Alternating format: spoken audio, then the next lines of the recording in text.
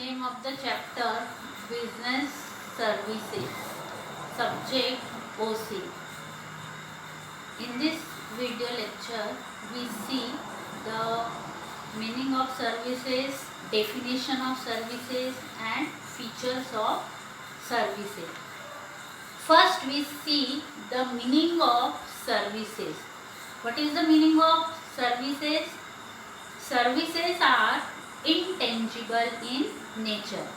सबसे पहली बात और सबसे इम्पोर्टेंट बात की जो सर्विसेज है वो एक इनटेंजिबल नेचर की होती है। इनटेंजिबल नेचर की मतलब ये हुआ कि दैट सर्विसेज, जैसे कि सर्विसेज को ना तो कोई देख सकता है, सर्विसेज को ना तो कोई टच कर सकता है। जैसे कि गुड्स को हम देख भी सकते हैं और टच भी कर सकते हैं, लेकिन सर्विसेज को हम लोग देख भी नहीं सकते और छू भी नहीं सकते। इसलिए services are intangible in nature. Services को ना तो मैन्युफैक्चरर किया जा सकता है, ना तो उसे स्टॉक किया जा सकता है और ना ही उसे ट्रांसपोर्ट किया जा सकता है। जैसे गुड्स के साथ हम जो जो चीज़ कर सकते हैं, गुड्स का मैन्युफैक्चरिंग पॉसिबल है, गुड्स का हम लोग ट्रांसपोर्टेशन के माध्यम से वन प्लेस से अनदर प्लेस ट्रांसफ़र भी कर सकते हैं, गुड्स को हम लोग स्टॉक करके भी रख सकते हैं। लेकिन ये सारी चीज़ें जो हम गुड्स के लिए कर रहे हैं, ये सारी चीज़ें हम सर्विसेज के लिए बिल्कुल भी नहीं कर सकते, क्योंकि गुड्स का प्रोडक्शन, डिस्ट्रीब्यूशन दो अलग अलग समय पर पॉसिबल है। गुड्स का प्रोडक्शन करके उसको हम रख सकते हैं, उसको डिफरेंट टाइम पर हम सेल कर सकते हैं, लेकिन सर्विसेज का जो प्रोडक्शन और जो डिस्ट्रीब्यूशन है, it should be at the same time only. तो सर्विसेज जो होती है उनका जो प्रोडक्शन और उनका जो डिस्ट्रीब्यूशन, ये दोनों एक ही समय पर पॉसिबल है। दो अलग समय पर हम इन चीज़ों को परफॉर्म नहीं कर सकते। ओके, बहुत से टाइम में सर्विसेज को कभी कभी आइडेंटिफाई करना भी हमारे लिए मुश्किल हो जाता है, और ख़ास करके सर्विसेज को आइडेंटिफाई करना हमारे लिए तब मुश्किल हो जाता है जब वो सर्विसेज किसी गुड्स के साथ में अटैच होती है। तो सर्विसेज गुड्स के साथ में अटैच हो भी सकती है या अटैच नहीं भी हो सकती है। फॉर एग्जांपल, अगर हम समझो किसी रेस्टोरेंट में अगर खाना खाते हैं, तो रेस्टोरेंट में जब हम खाना खाते हैं तो रेस्टोरेंट में हमें खाने के साथ में बहुत से टाइप्स की सर्विस भी प्रोवाइड की जाती है। शायद उन सर्विसेज को हम लोग कभी रिकॉग्नाइज नहीं कर पाते या उन सर्विसेज को कभी हम एनालाइज नहीं कर पाते हैं। तो जैसे ही हम होटल में एंट्री करते हैं तो हमारी पार्किंग को यहाँ इम्पोर्टेंस दिया जाता है। इसके बाद हमारे लिए एक bed table, clean table arrange किया जाता है। फिर हमारे पास एक पर्सन आकर के हमें वेलकम करता है, हमारे खाने के ऑर्डर लेता है, और इसके बाद वो खाने का ऑर्डर कुक के पास लेकर जाता है और फिर कुक हमारे लिए खाना बनाता है। तो ऐसे कई प्रकार की सर्विसेज जो है वो यहाँ पर परफॉर्म की जाती है होटल मेन्स के द्वारा। तो हम लोग उस फूड्स पर कॉन्सेंट्रेट ना करके अगर इन सेवाओं के बारे में सोचे तो हम इन सर्विसेज को प्रॉपर तरीके से एनालाइज कर सकते हैं। ओके, तो यहाँ पर सर्विसेज को थोड़ा पहचानना किसी के लिए थोड़ा बहुत मुश्किल हो सकता है, लेकिन कुछ ऐसी ऑर्गेनाइजेशन होती है जो प्योरली सिर्फ सर्विसेज ही प्रोवाइड करती है। फॉर एग्जांपल बैंक में आपको कोई भी गुड्स नहीं मिलता, बैंक में सिर्फ आपको सर्विसेज मिलती है, आपको फाइनेंशियल सेवाएं मिलती है, जहाँ पर आपके पैसे को बैंक एक्सेप्ट करती है और आप की जब भी रिक्वायरमेंट होंगी तो आपको विड्रॉ फैसिलिटी प्रोवाइड करती है। इसके अलावा कई प्रकार की फाइनेंशियल सर्विसेज बैंक आपको प्रोवाइड करती है। तो वहाँ पर सर्विसेज को पहचानना हमारे लिए बहुत ही आसान हो जाता है। तो यहाँ पर समझने की बात ये है कि सर्विसेज जब गुड्स के साथ अटैच होती है तो वहाँ पर रिकॉग्नाइज कर पाना थोड़ा मुश्किल है, लेकिन जब वो सिर्फ सर्विसेज के रूप में लोगों को मिलती है तो it can be easily identified by anyone. Okay, next we see the definition of services.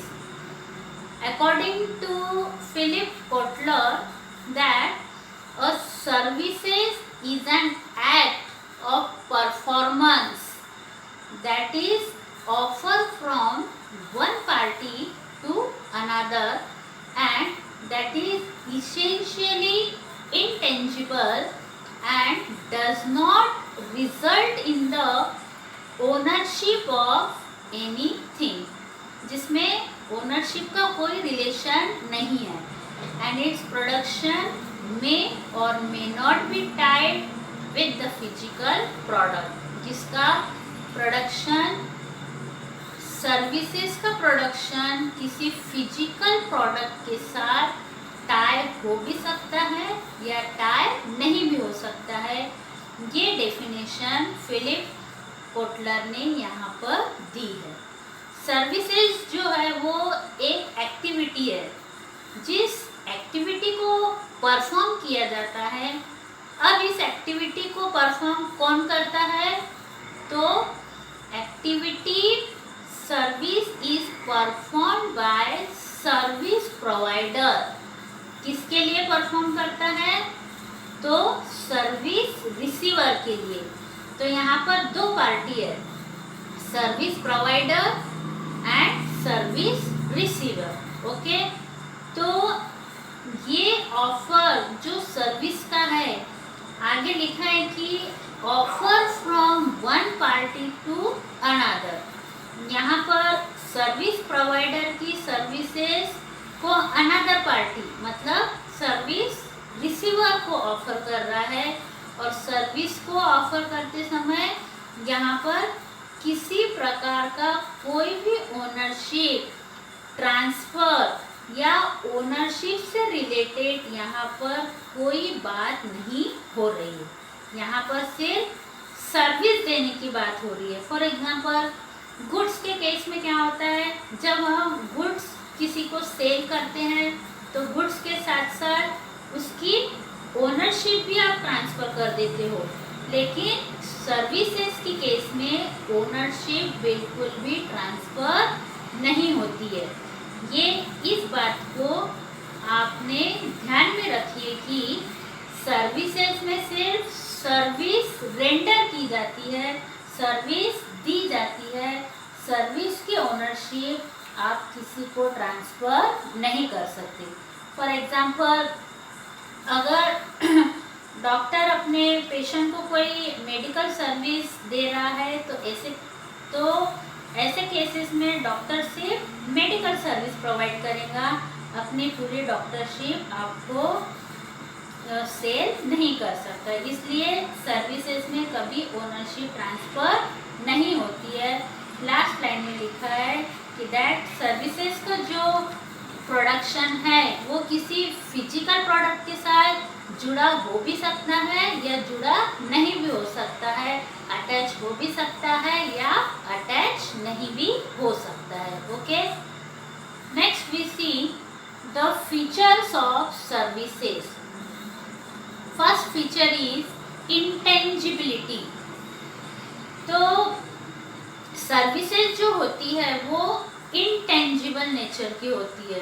जैसे कि मैंने आपको पहले भी समझाया है that services are not a physical product. Services कोई प्रोडक्ट नहीं है, सर्विसेज कोई गुड्स नहीं है। सर्विसेज जो है वो इनटेंजिबल है, जिसको देखा नहीं जा सकता, जिसको छुआ नहीं जा सकता, जिसको टच नहीं किया जा सकता।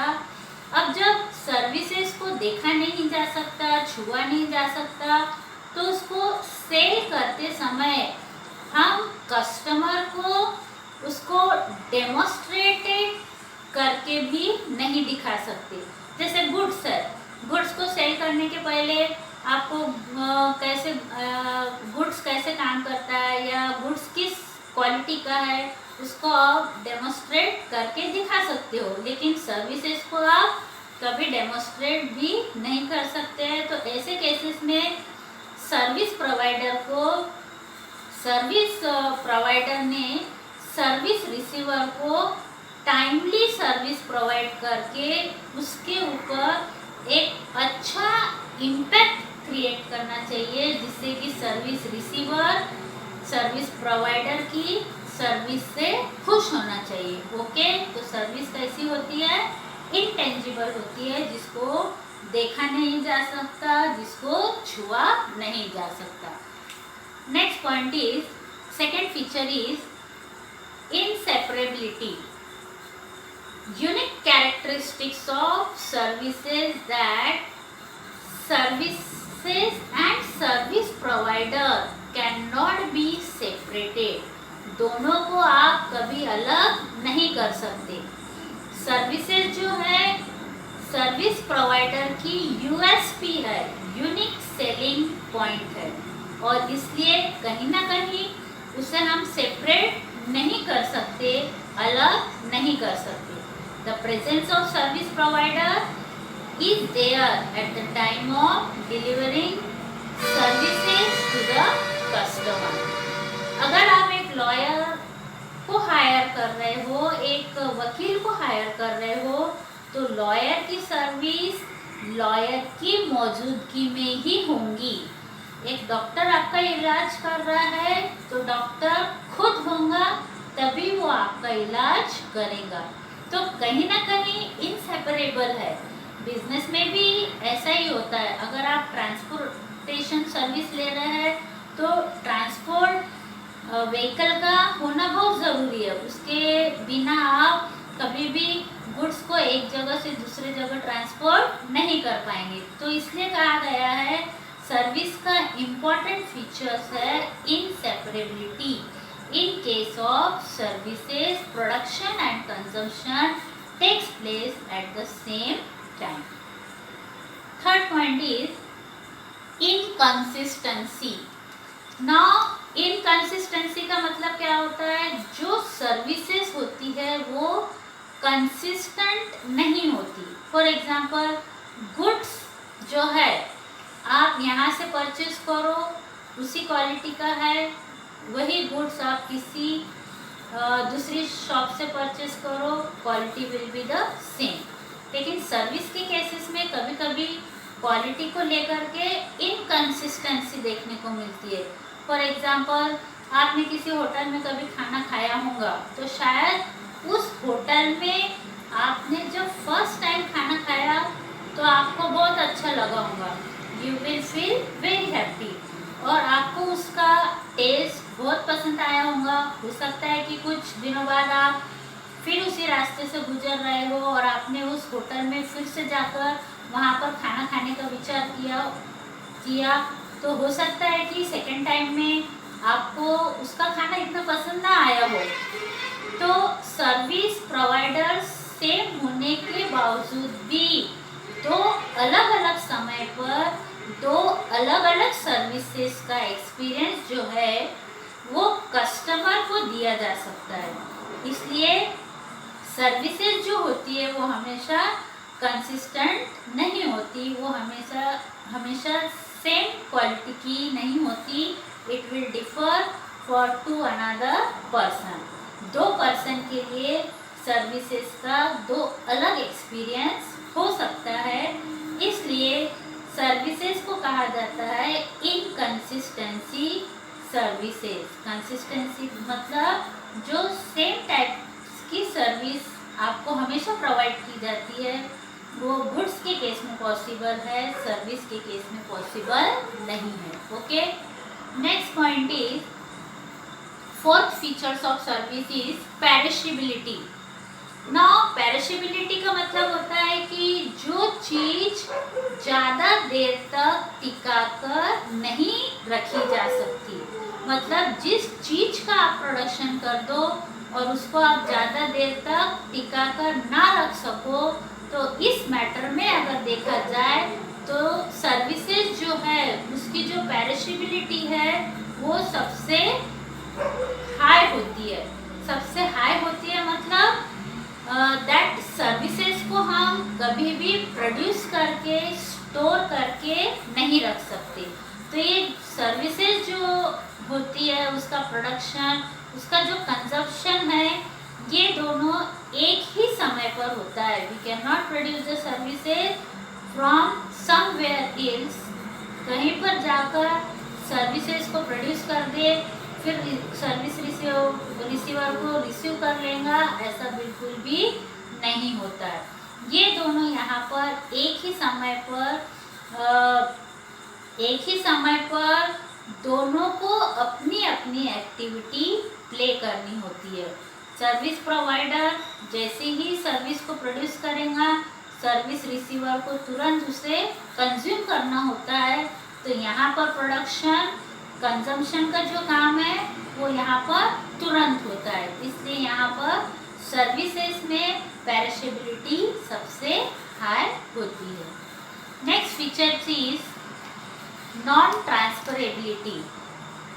Services can not be transferred, इसका मतलब सर्विसेज की जो ओनरशिप है वो वन पर्सन से अनदर पर्सन कभी भी ट्रांसफर नहीं की जा सकती। सर्विसेज में आप अपनी एक्टिविटी किसी के लिए परफॉर्म कर सकते हो, तो आप किसी को सर्विस दे सकते हो, लेकिन आप सर्विस की ओनरशिप ट्रांसफर नहीं कर सकते। इसलिए सर्विसेज को कहा जाता है नॉन ट्रांसफरेबिलिटी। फॉर एग्जांपल, अगर आप किसी होटल में रूम बुक करते हो तो उस होटल का रूम आपने बुक किया है, उस होटल के रूम को आप यूज़ कर सकते हो, लेकिन होटल के रूम की जो ओनरशिप है वो होटल ओनर के पास ही रहेगी। भले ही आप उसको 2 दिन यूज़ करो, 10 दिन यूज़ करो या महीना भर यूज़ करो, लेकिन उस रूम की जो ओनरशिप होती है वो हमेशा होटल के ओनर के पास ही रहेंगी।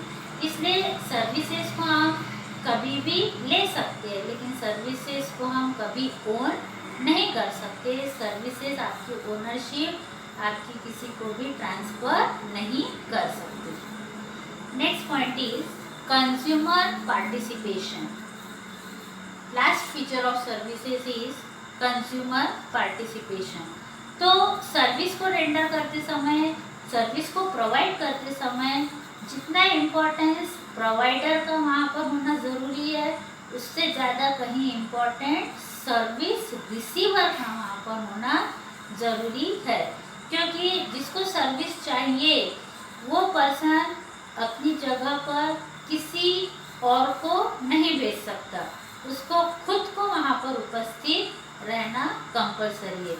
क्योंकि जब तक वो पर्सन वहाँ पर उपस्थित नहीं होगा तब तक वो सर्विस से उसका बेनिफिट उसको नहीं मिलेगा। फॉर एग्जांपल, अगर पढ़ाई आपको करनी है, 12th स्टैंडर्ड आपको पास करना है, तो आपको खुद को कॉलेज जाना होगा, आपको खुद को पढ़ाई करना होगा। आप अपनी जगह किसी और को भेजकर सर्विस प्राप्त नहीं कर सकते। इसलिए सर्विसेज के मामले में कस्टमर्स का पार्टिसिपेशन होना बहुत ही ज़रूरी है। गुड्स के मामले में अगर आप चाहो तो आपको कोई वस्तु अगर आपको चाहिए, कोई चीज़ अगर आपको चाहिए, तो किसी और को अपनी जगह पर भेज दो तो वो वस्तु आपको मिल जाएंगी। लेकिन सर्विसेज की केसेस में वो सर्विसेज अगर आपको चाहिए तो आपका वहाँ पर उपस्थित रहना ज़रूरी है। इसलिए customer participation is most important in services. Understand?